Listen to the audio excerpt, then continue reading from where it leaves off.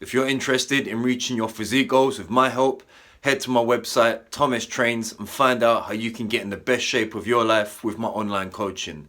Now let's get to the video. I hold the opinion that every man should train martial arts at some point in his life. Whether you do that for a few years or you carry it on until you're an old man, the benefits of training martial arts are second to none. Not only the physicality of it, obviously being able to hold your hands up can come in handy from time to time, but more importantly, the mental benefits you gain from martial arts. The self-confidence you gain from being able to handle yourself and also being humbled many times in the gym throughout the years really benefits your life in multiple ways. I myself have some personal experience with this, as when I was 16, a teenager, I was training in MMA, mixed martial arts, for a few years, and also during that time I was going through quite a rough period in my life. Without getting into too much of it, I made some very poor life choices that had some severe consequences.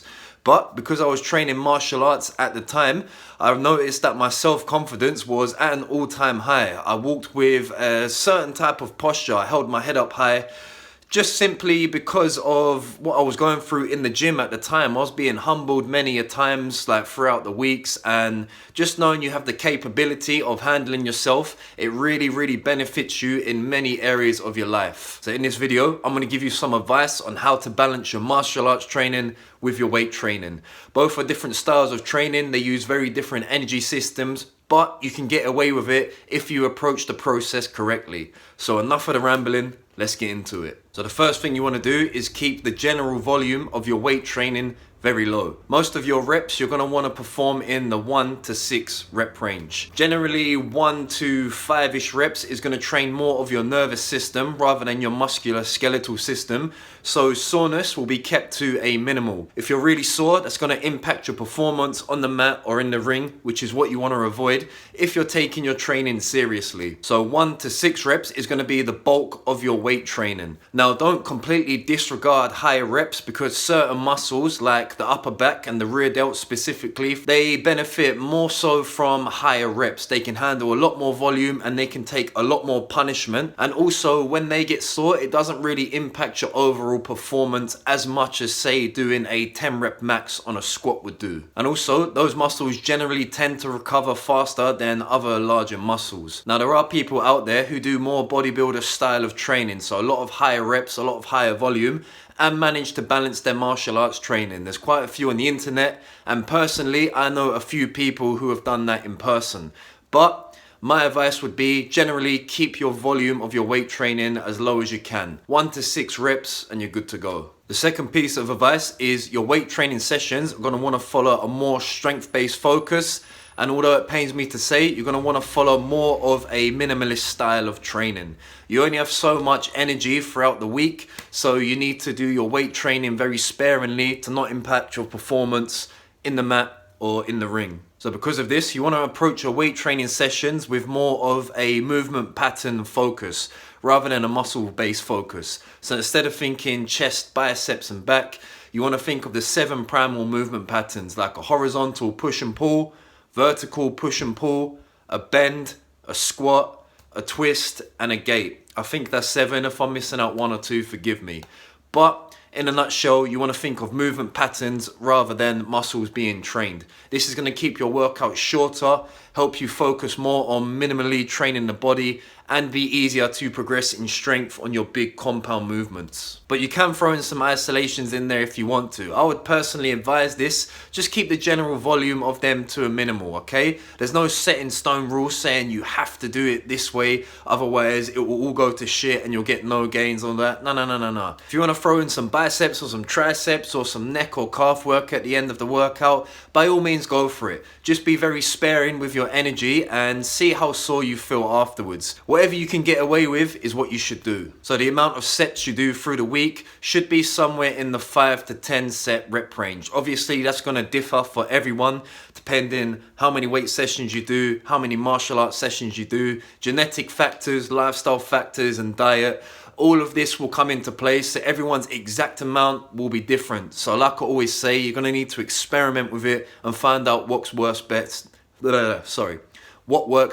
for you. The third tip is your weekly frequency. You're going to want to keep around 2 to 3 sessions per week. Again, depending on how many martial arts sessions you're doing a week. The more of them, the less kind of weight training sessions you want to do throughout the week. So if you're doing, say, 4 martial arts sessions a week, you really don't want to go over 3 weight training sessions a week, just so you have enough energy to practice your drills, do the cardio, do the sparring, all of that stuff in your martial arts sessions. And on the other hand, if you're only going to 1 class a week, then yeah, you can bump up your weight training sessions to 3, 4, even 5 days if you really want to follow that type of split. Personally, I would say 2 to 3 weight sessions a week should be suffice. That's a nice balance between a good amount of weight training and a good amount of martial arts training. And also this kind of ties into the general volume factor of your sessions. Obviously, because your sessions are lower in volume, you can kind of get away with more sessions frequently throughout the week. So 2 to 3 weight training sessions a week, and you're going to want to either follow a full body style of training split or a upper lower split. I would personally go for a full body split because it's going to get your body stronger all at once. It's going to get you more conditioned, and it's probably going to have better carryover to your martial arts performance.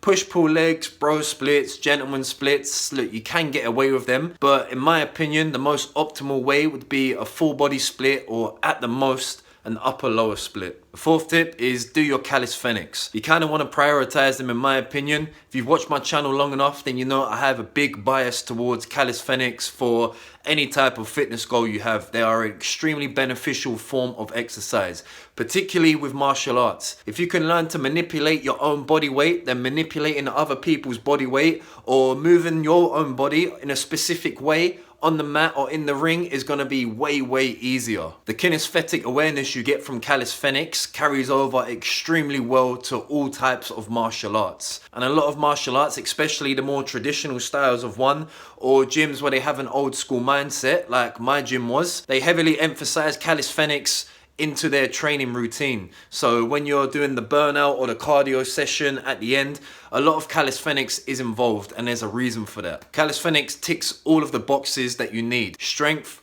muscle gain, kinesthetic awareness, flexibility, mobility, you name it, calisthenics will cover it. And on top of all of that, calisthenics is extremely easy to recover from.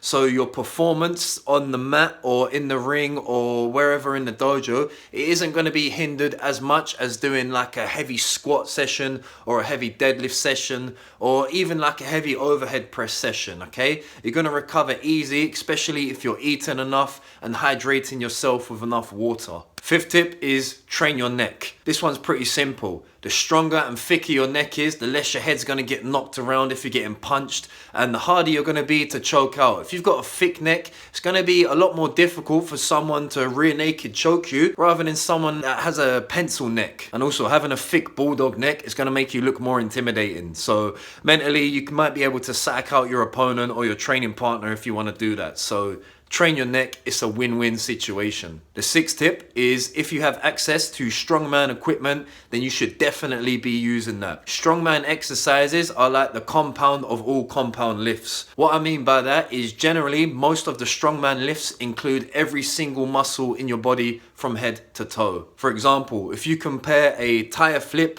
to a regular deadlift. Now, a deadlift is known to train all of the muscles in the body. While it does train the vast majority of muscles in your body, things like your chest, your triceps, and even like your shoulders, the front delt and some of the side delt, doesn't really get trained when you do the deadlift. Now, you compare that to a tire flip, it trains all the exact same muscles as a deadlift because it's kind of like a hip hinge pattern. Not truly, but it does have some form of hip hinge in it. So all those muscles are getting hit.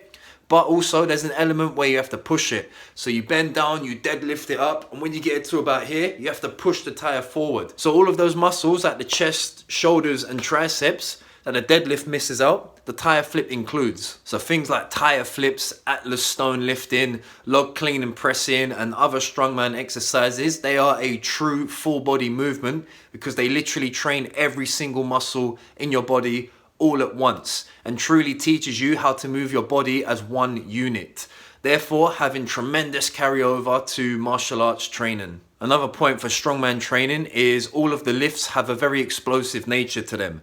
In order to perform the exercise correctly, you need to do it as hard and as fast as you can. Tempo training doesn't really exist in strongman training. And the same goes for martial arts training. Hence the term speed kills. That doesn't come from nowhere. There's a reason people say that. Now, aside from light technical sparring or practicing drills, when you perform a technique, you're going to do it at 100% power and 100% speed, okay? So when you're in a real competition fight, when you throw a punch, you're not going to go 50%. The guy's going to see it, you know what I mean? It's ineffective. When you throw it, it's going to be as hard and as fast as you can. Like a lot of people say, specifically in striking sports, you want to hit with bad intentions. And to do that, it requires 100% of your explosive power. And the last point is to make sure you carb up and get your electrolytes in. Martial arts training is extremely strenuous on your body. You're going to be extremely depleted and your glycogen stores are going to be running very, very low. So in between your sessions, you want to make sure you're getting a fuck ton of carbs in, and also you're getting in enough electrolytes to replenish all of the salts and all of that stuff into your body. And in terms of your water intake, depending on how big you are, you're going to want to get around 2 to 4 liters a day of water. 2 at the absolute minimum. I'm going to say at least 3 to 4 liters per day of water. And in that water, you're going to want to add things like pink salt, bicarb soda, and edible magnesium if you can get your hands on that. That is going to replenish all of your electrolytes in your body and make sure you recover fully by your next session. So that is everything I have to say on that topic. Try it out for yourself and see you go from there. Until next time, peace.